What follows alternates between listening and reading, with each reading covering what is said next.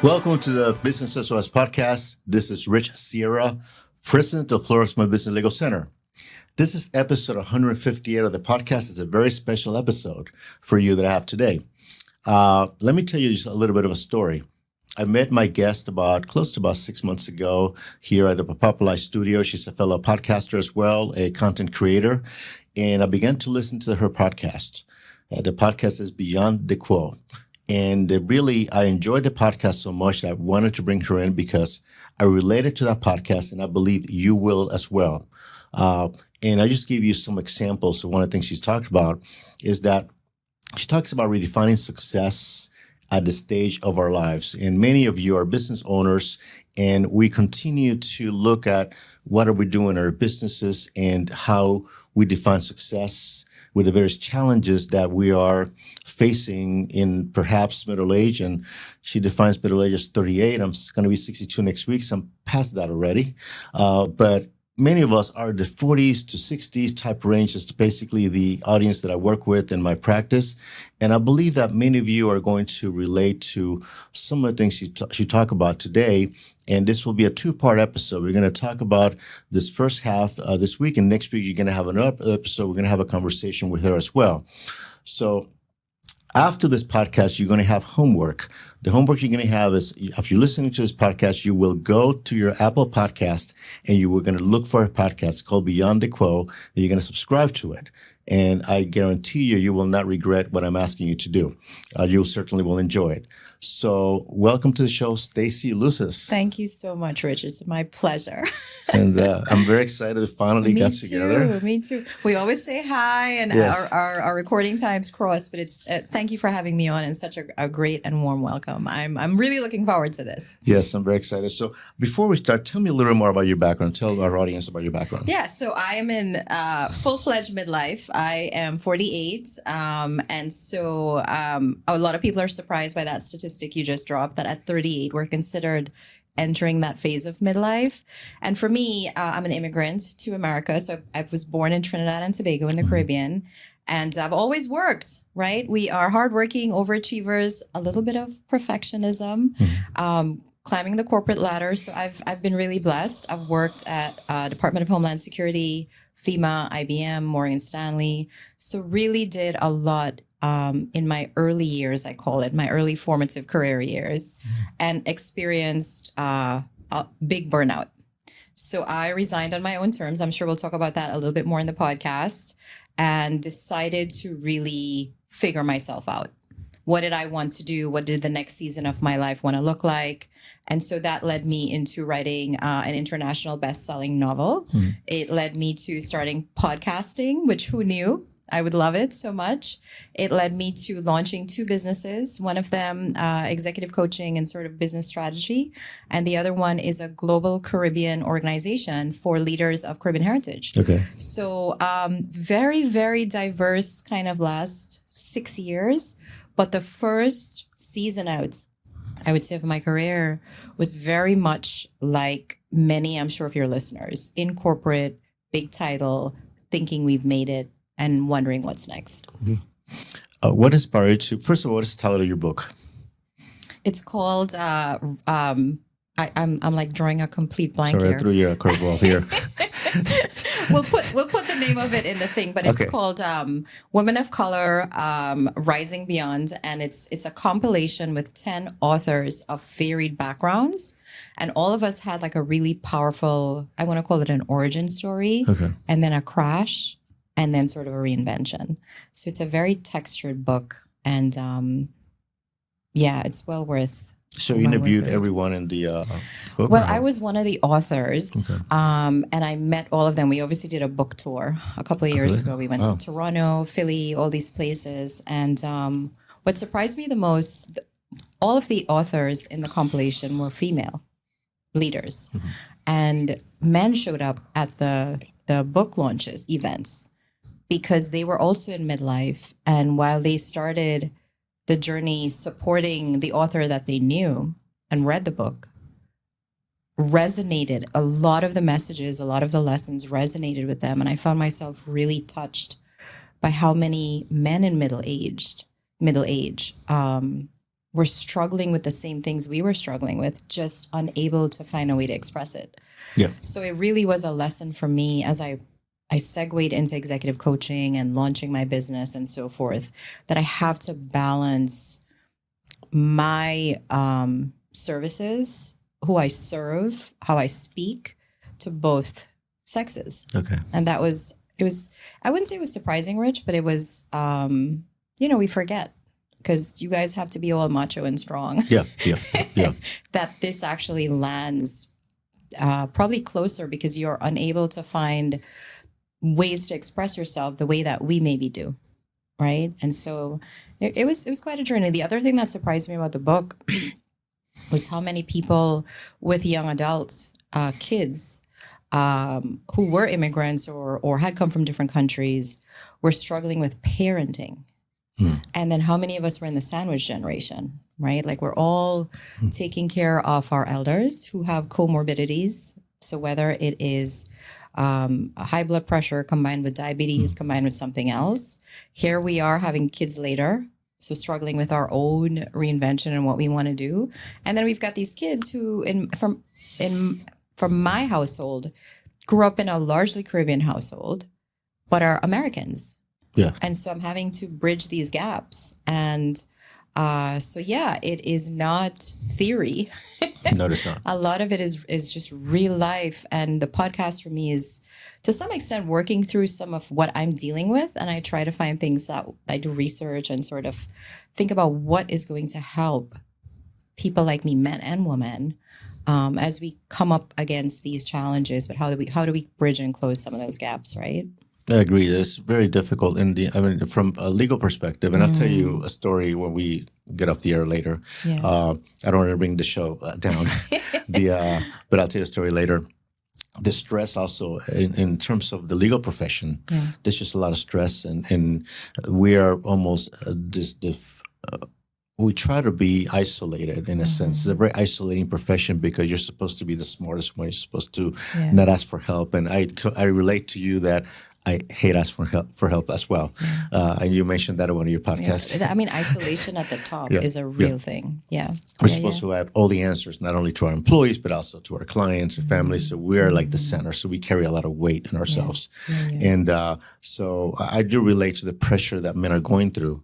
As I'm in the sandwich generation, and my mom is, elderly and she has comorbidities and she's doing well. Thank God. And then, I have my young adult sons that are launching. Yeah. So that is that. And they're launching later. Yeah. Yes. I'm sure we'll talk about some of that. Yeah. They're all launching later. And we're like, geez, man, some of what they're launching at 30 or in their 30s, we had to do as elder teens or in our 20s. Yeah. Part of it is the challenges, and I know we're kind of like digressing here a little bit, is that when we got started, at least when I was able to, when I left college, I went to University of Tampa, I was able to get an apartment even with an entry-level salary, even with a roommate. I was able to get started with that. Nowadays, the financial gap is so wide that it's almost a mathematical impossibility. Impossible, yes. For kids coming out of college to be able to get an apartment. Yeah, and wages haven't kept up with demand. It's and the number and the articles that I see coming through my feed is that, young adults moving back with their parents, college graduates moving back with their parents because they just cannot afford it. So there's a huge gap there of people getting started. And then what the reality is to live, especially here in South Florida, it's just impossible. It's impossible. And I grew up, I like to say I grew up in America. So I came when I was 17, but I lived in D.C., Washington, D.C. for 20 years. So my intro into America was definitely, living in D.C., so we call it the DMV, District of Columbia, Maryland, Virginia, because they're so close. It's like one state, right? But the tempo, the texture of growing up there didn't fully prepare me for South Florida living. All that to say, even there, it was easier for us to equip ourselves and fly earlier because the cost of living and the minimum wage, everything was a little bit closer to what was necessary to live in expensive areas in cities like those. But moving away from those, I'm now seeing that disparity. It's just so hard. Yeah. It's a big challenge. It's a podcast in itself as well. Sure. So tell me, going back to your podcast, what inspired you to start Beyond the Quo? So Beyond the Quo is just a shortened form of status quo. So it really was somebody. So I went through my whole journey of trying to figure out what I wanted to do. And I honestly, Rich, on the surface, had it all.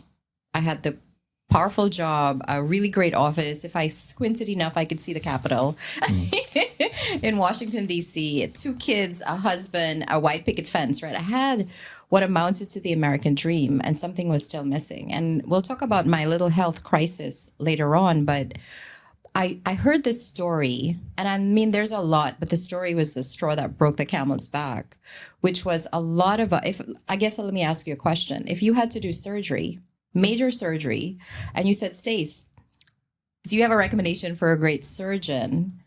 And I said, well, yeah, I know a guy. He's a 5 out of 10. What would you do? That's not good enough. Right. Or if you had a big anniversary with your wife and you were asking me for recommendations to a fantastic restaurant, and I said, this restaurant is, it's rated a 2 out of 5. Would you go? No. And a lot of us live at a 5 out of 10 life our whole lives. Interesting. Because it's not desolate, but it's not extraordinary. We're in the status quo. And I think that gap between even a 5 to an 8 or a 5 to a 9 living, that quality of life, there's so much there that we can do better. But sometimes staying where we are, the status quo, feels comfortable and like, well, I'm not as bad off as XYZ, and I'm never going to be. And then we pick some famous person.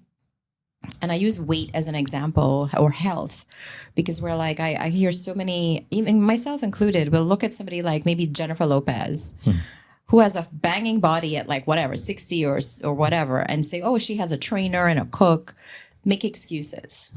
And so Beyond the Quo for me was this opportunity and this adventure for myself, but also to take people that I was meeting on this journey of how do we incrementally get beyond the status quo so we're not disrupting our lives in a crazy way, but we were definitely influencing the quality of our living to get closer to an extraordinary life. So that's really the concept of Beyond the Quo, is how do we go beyond this kind of day-to-day living? And I talk about 3 things. You mentioned one of them, which was how do I redefine success in my own terms for where I am, because it looks different for everybody, right? Yeah. The second one is how do I live authentically? And we'll talk about that because a lot of us think we are, but we're not.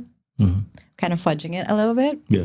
And the third one is how do I lead courageously? And you talk to business owners, and I'm sure they come to you and things are on fire. Yes.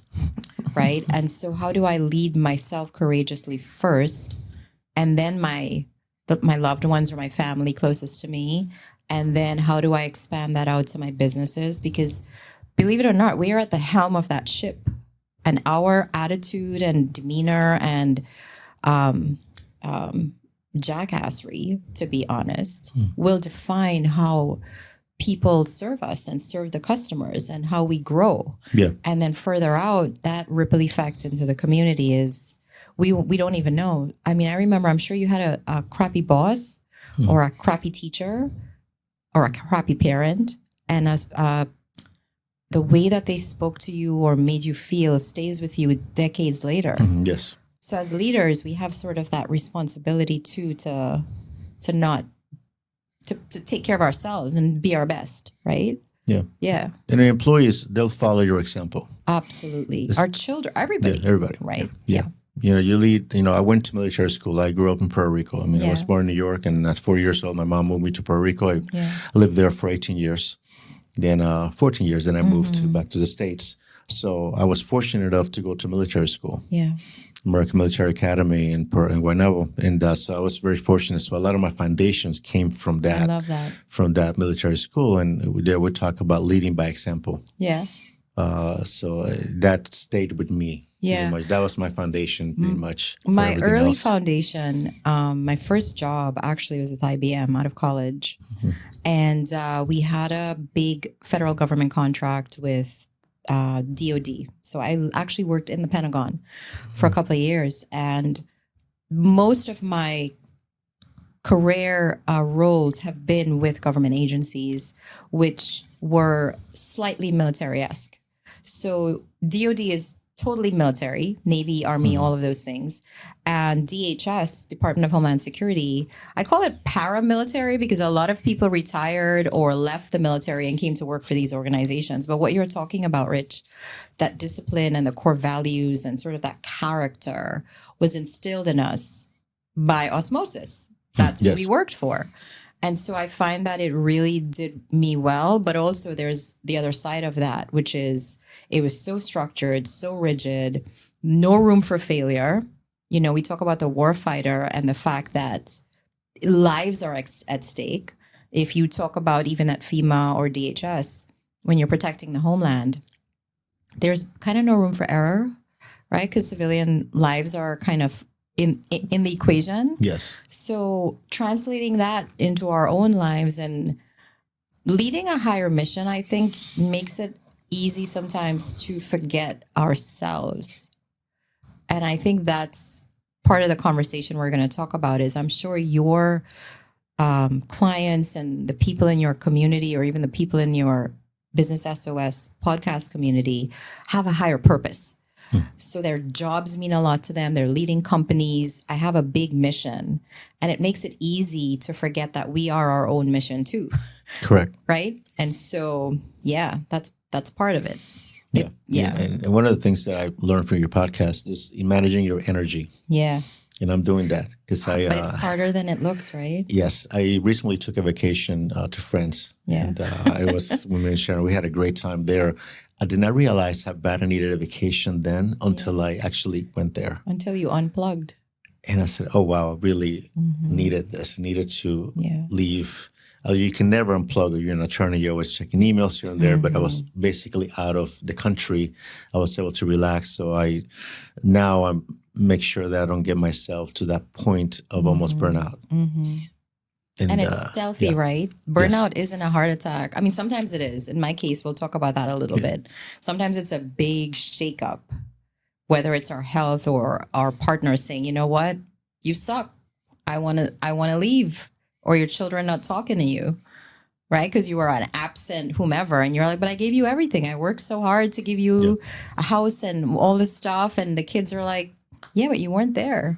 And now so grappling with all of that, it's just hard. It's about prioritizing. And that's something that I'm getting better at. Yeah. Prioritizing what is important to me and also where do I spend my time? Yeah. Yeah. Those are the things that I'm kind of focusing on. I love that. Because if you're not, and also I'm trying to, I'm not really looking how much sleep I get to be able to be at my best audit. during the day. And I'm not sleeping enough, but I really want to commend you for even, on a podcast like this, you would think everybody's like gung-ho, let's talk about ROI and, like litigation and like a tough podcast. I really want to commend you for kind of going into the softer parts of this because we are the CEO of our life too. And I think if we are not getting sleep, if we are not putting in the work for ourselves, how can we hope to do the things we will probably put here to do? Yes. On the scale that we want. Yeah. It's just not going to happen. And I see, as I do my work and I do a lot of litigation work, I see the psychological impact litigation has on my clients. Yeah. And I try to keep that balance. And in terms of should we continue? Is it the right thing for you to do? Yeah. At some point, it's not about the money anymore. Yeah. So I kind of weigh that out and I have a conversation as a listen, you're at this stage, do you really want to continue this for the next 5 years, and or is it time to get out? So some people's identity sometimes maybe get wrapped up in things like that, like who I am, like somebody's questioning my worth, or they've disrespected me, or it's my reputation. And once you get invested in that fight, it's hard to step back and separate who you are from the thing that's happening, because you've made it about you, like Yeah. the core of who you are. Yes. As much like politics sometimes, right? Yeah. And so that is where I think that's a tricky space to be in, because you're right. The psychological impact, not only on you, but the depression, the everything else. And then even if you win, what did you actually win? Yes. Yeah. Sometimes even winning, you end up losing anyway. So it's Yeah. just kind of but I do quite a bit of it and litigation work, and I see it, not only financial impact, but psychological impact and the stress. And some clients tell me, my blood pressure is going up because of this. And I'm like, listen, let's step back a little bit. Yeah. This is only a case. Your health is more important than this. Yeah. You got to take care of yourself. Yeah. I was involved in I can't talk about it, obviously, but I was involved in a huge case many years ago. And it took about 18 months to resolve. And the impact, I was a new mom, the health impact, the days off from work, the depositions, the paperwork, the worry, it was awful. Yeah. If I could do it over, and of course I'm looking at it with grown-up eyes. Yes. Yeah. And hopefully wisdom. If I could talk to my younger self, I would be like, girl, it's just not worth it. And that remains to be seen, because, Rich, sometimes it is worth it. Yeah. Sometimes you got to To fight. sink your teeth in and fight, right? Yeah. Absolutely. Yeah. So tell me, something, you had a health scare. Yeah. Do you want to share that with us? Yeah. And what yeah. kind of turned you around? So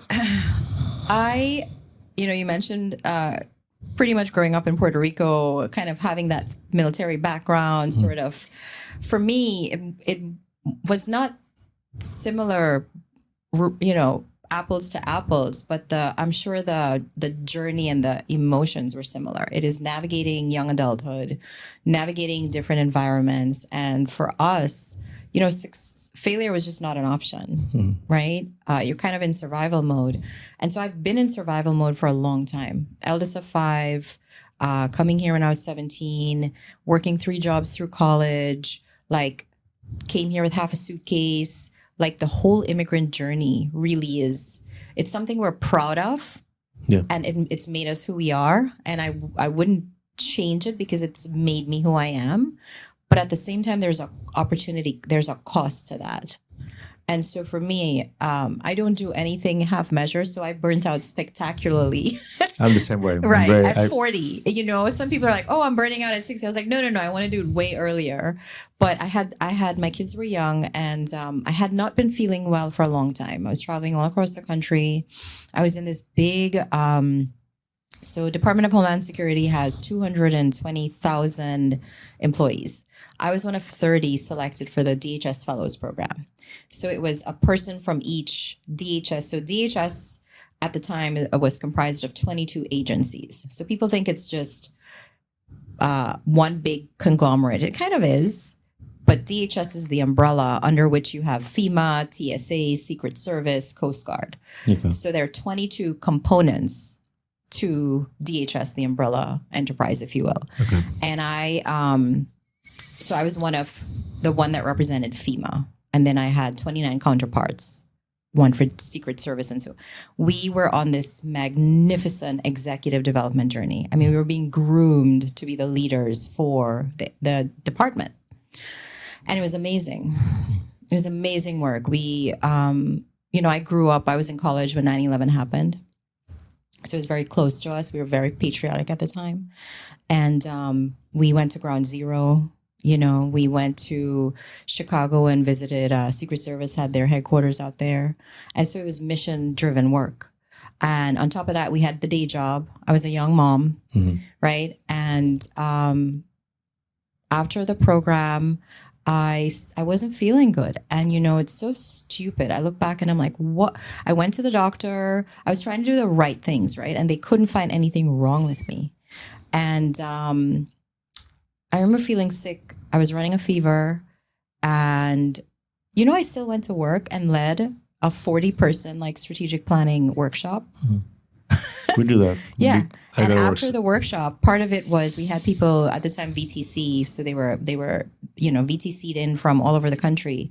And when my staff hit off the off button, I said, "Hey guys, I'm just going to sit here in the conference room for a little bit. You guys go ahead and unpack and all of that stuff." And when everybody left the room, Rich, I closed the door, took the lights off, and put my head down on the table. Full sweat, like I was shaking. And my boss came to look for me, Carla. I will never forget her. She was from the Coast Guard. She now worked for FEMA. She was one of those mentors that's forevermore I'll be grateful to her. She came in and she's like, what's going on? And I told her what was happening. And she called her husband, who lived pretty close by to the office. And he actually dropped me home because I just wasn't equipped to take the train home. I was so sick. Anyway, I get home. I was like, you know what? It's just a flu. Tried to sleep it off that night. The next morning, didn't even tell my husband how bad it was. Called my sister. It was 4th of July weekend. I said, Amy, I feel terrible. Like I can't even get out of bed. Can you take me to the urgent care? And so she takes me to the urgent care. It's bad, Rich, when the urgent care calls an ambulance to take you to the ER. Oh, that's bad. Yes. That's bad. Yeah. And they couldn't find out what was wrong with me. My white blood cell count was through the roof. I traveled quite a bit. So now they put me in quarantine. And they just couldn't find out what was wrong with me. And, I'm spiritual more than religious, and I will always say that was the beginning of my whole different life. What happened was I was so sick, nobody could figure it out on their own. So they sort of started asking all the doctors to take a look at my MRI scans and all of that stuff. One of the doctors was supposed to be off that weekend. The only reason she was in the hospital was because she was touring the NICU with a visiting doctor from India. Mm. So neither of them were supposed to be there that morning. That she got the page that this woman was dying. She was in septic shock. Her systems were shutting down. Wow. And they didn't know what to do. And she figured it out. And she had not done the surgery that saved my life, but he had. He had the specialty. So they gave him a specific privilege that allowed him to sort of not do the surgery, but sort of pretty much instruct her in what to do. And that's why I'm here. Wow. That's an and I incredible flatlined story. Twice on the table. So I literally died and came back. And so after that, man, you just change. Like your whole life, there's a before and there's an after. So for me, the wall and the rock, the mountain, whatever you will, was very dramatic. And I've told this story to hundreds of people, thousands at one point. We were streaming on this big expo. And I don't tell it to be accoladed. I tell it because use me as your worst case scenario for what burnout could be. And I've never told that story. Actually, one time I told that story and I said, I don't know anybody that had the experience I had and lives to tell about it. And then one guy was like, oh, me. And I was like, I don't ever want to see you again because you wrecked my whole speech. But my point is that it really changed the way I approach life, what was important to me, what was next. And so it's been about 12 years since that happened. But in the 12 years, I'm no longer afraid to make big moves that in the past would have scared me. And it wasn't scary, big scary. It was, what are people going to say? Mm-hmm. What about all these degrees I have? What about all this experience I have? Yeah. So that was the health scare that led to the whole second chapter. So what do you change after that? Everything for me. Mm-hmm. But what I try not to do is with my clients or my workshops or anything I do is encourage people to change everything. In my case, everything had to change.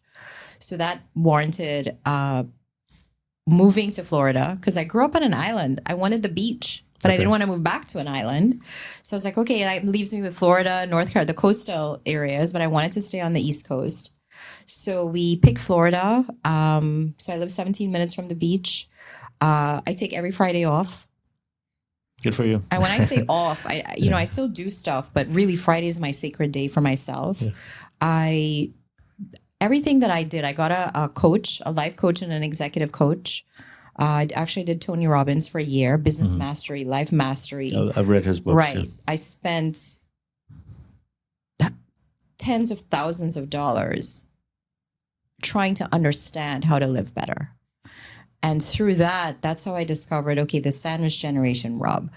How do I parent better? So I use everything that I've learned and the experiences that I had professionally to now help other people just lead better lives. And it sounds trite, but it's hard work. Mm-hmm. And I think what happens is once they are on the other side of how to adjust their life in little increments that makes sense for the way that they're living and the work they do in the world, the ripple effect is crazy. Yes. It's a compounding effect. Correct.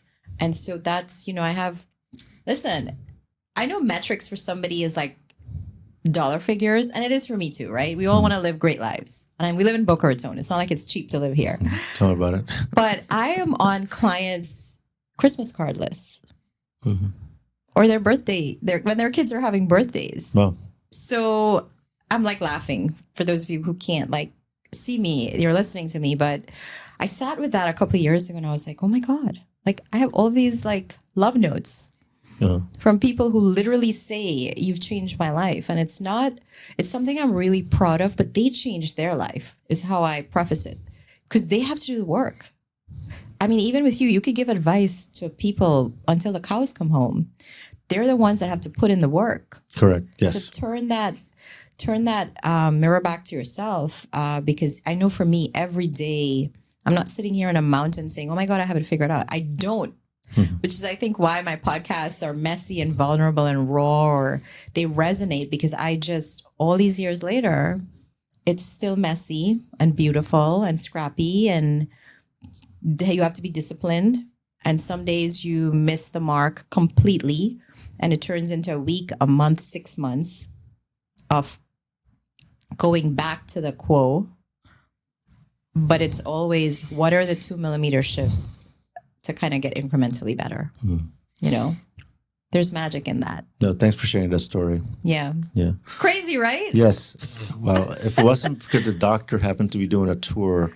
Yeah, I'd be dead. Yes, at the hospital. 100%. Things happen for a reason, I believe. Absolutely. And I take that very seriously in my life. And it's made me quite relentless with how I decide things now. Who to talk to, who to consider a friend, who's a colleague, who to do business with, who my business partner is, like who my family interacts with. I think once we have these standards that reflect who we want to be in life, the quality of your life changes. And I think, people may believe in heaven and hell. I think it's right here sometimes. Right? Like how we show up and our energy and what we put out into the world. There's some days, I launched my second business about 1.5 years ago. And it's a global business, which is different for me. So we're talking with executive leaders across the world whose, high net worth and the things they've done probably in the past would have intimidated me. Like, what do I have to contribute to this person? And just what you're saying, there's that sense of isolation. There's that sense of not having the community they need. There's a sense of I want to do more in the world, but I don't know how to direct my funds or what foundations to support. And I think for the Caribbean diaspora, listen, I love being an American. I am an American as much as I am a Caribbean child. And I want both. Yes. And so how do I close the gap? Because I looked around and there was nobody closing that gap for me. And I decided to close it myself because, like I said, I just live differently now. And it's been the hardest thing I'm doing in my life, but also the most rewarding. But there's not a day that goes by when I'm like, man, I could be in an office like cashing a big fat check instead of doing this hard work. And the work of it is, and I'm sure what you do in the world is, how do I change the mindset of people, of leaders, of business owners, of humans, when we're so conditioned to be comfortable, even if the comfort is hurting us. Better the devil I know. Yeah. Yeah. It's usually the case. So we have a few more minutes, but what advice you have to business owners that are, in terms of how they redefine success? I know at the end of your podcast, you have some strategies. Yeah. Anything you want to share with us before we end this segment and start the new one? I think there's three things. I mean, there's so much, right? Yeah. And please go listen to the podcast. The first thing that changed my life, and I'll use myself because I'm stubborn. So if it worked for me, it's going to work for many people, is to define what your core values are. I think if I sit with anybody off the street, anybody in a corporate boardroom, government officials, and I say, tell me what your core values are, and I give them 100 of the good ones, they will inevitably circle 60 or 80 of them because we want to be good people. Yeah. And I think if you are trying to serve different core values at the same time, some of them may actually conflict with what you want. For me, my core value is love and my family. But I was pursuing success, and the success actually almost cost me my life, which takes me away from my family and actually defeats the whole purpose of what I was trying to do. So until I got clear about my core values, and I used that one as a specific example, I had to quit my job. I had to leave Homeland Security in order to be the mother and the wife and the human that I wanted to be. So define your core values. The one, and you talked about this a little bit on vacation, is boundaries. And boundaries sounds harsh sometimes, but until you know what you will or will not tolerate in your life, you're going to set the pace for contradictions across your life, your health, your marriage, your parenting, your business. So you have to walk the talk. Yeah. And the third one is, it sounds really crazy, but I think kindness, like that's for me, because we want to be tough. We want to be taken seriously. We want to be assertive, action oriented. But I think kindness to yourself first. There are times, Rich, I'm sure you've been in meetings and you needed maybe to use the restroom hours ago and you just didn't. You just kept going. Self-neglect is not a soft thing. When you neglect ourselves and we don't have integrity with ourselves, I find it hard to believe we're going to have integrity with anything else. You're not going to be at your best if you're not taking care of yourself. So I think those would be the three things to start with. And they sound big, but they're not. It could be a glass of water. Yeah. It could be, I'm not going to have meetings during lunch. That's a boundary. I'm just going to allow everybody to freaking eat in peace. And then if I say my one top value is love or joy or freedom, what are the 5 rules I have for those? And it really changes your life. I know that sounds crazy, but no, they're not crazy. Yeah. I do have boundaries that I set up with work. When I leave the office, I'm done. Yeah. I'm very disciplined about not checking my emails when I'm at home. Yeah. Unless I have to work or something. But in the evening, I don't check my work emails. I talk a big game with those. It is a struggle for me every day. Part of it is I need to have the mental break space of not looking at that so I can be fresh in the morning. Yeah. Because in this type of, when I talk to, like law students or people want to go into law and I say, well, how is it? And I'm like, well, think about the toughest final exam that you had. Yeah. It's like that every day. Wow. That's a great way to put it. Every single day. It's sobering. You have to be on your best game. Yeah. It's just like that every day. Yeah. So you have to be able to, like an athlete, and I, train martial arts, BJJ, and I practiced that. I did BJJ for a little bit. Okay. I love it. Well, you got to go back. We'll talk about that later. Yeah. So you have to be able to rest. And if you're all continually doing this and you don't take breaks and you put 12-hour days and like I've done before, you're going to be burnt out. You're going to start making mistakes. Yeah. And those mistakes can cost somebody the case. It's a ripple effect with those mistakes. So we're not perfect, but to the very best that I can, I protect my health, and my mental health is very important. Yeah. How many decisions do you think you make a day as a human? At least 500 or more. It's 30,000. Oh, wow. So, for example, you are deciding right now whether to pick up that pen or not, whether to drink water or not, right? Subconsciously. Right? So, Yeah. 30,000. Right. Yeah. And the big ones are about 300. Okay. And for a business leader, it's about maybe 15 a day. Mm-hmm. Can you imagine if all those 15 are coming at the end of the day? No, You can't. Correct. And so when we link some of these things to productivity, ROI, decision making, mental acuity, the ability to collaborate, deconflict, communicate, there is a huge money implication. I'll use a business term, profit implication to being a burnt out, exhausted, chaotic leader. And a lot of us are high functioning, but internally there's a bit of chaos and a lot of contradiction. Yeah. I believe me. So let me finish this segment. Yeah. Stacey, how can people find you? Yeah, you can find me the quickest ways on LinkedIn or Instagram, Stacey Lucis. My website is staceylucis.com. Lucis is Luces. Ironically, it means light in Spanish. Lucis, yes. Yes, and after I came back from my near-death experience, my dad said, "How are you?" and so and so, and I was trying to make him laugh, man, because he had aged like 20 years in that space that I was unconscious. I can imagine. And I said, I didn't see any bright lights, Dad. I have to go look for the light, not knowing that at the time my last name literally means light. Isn't that crazy? Yes. Yeah. So yeah, Stacey Lucis. Okay. And the name of the podcast? Beyond the Quo, Quo. And the podcast is available in Apple Podcast, Spotify, wherever you see your shows. Yeah. As I close the show, remember, Business OS, 8 common legal mistakes business owners make and not avoid them. I think it's the camera. Available on Amazon, Barnes & Noble. You can ask for any local bookstores as well. If you want to reach us, my website is floridasmallbusinesslegalcenter.com. If you want to watch this video, this podcast via YouTube, we're youtube.com/@RichardSierra.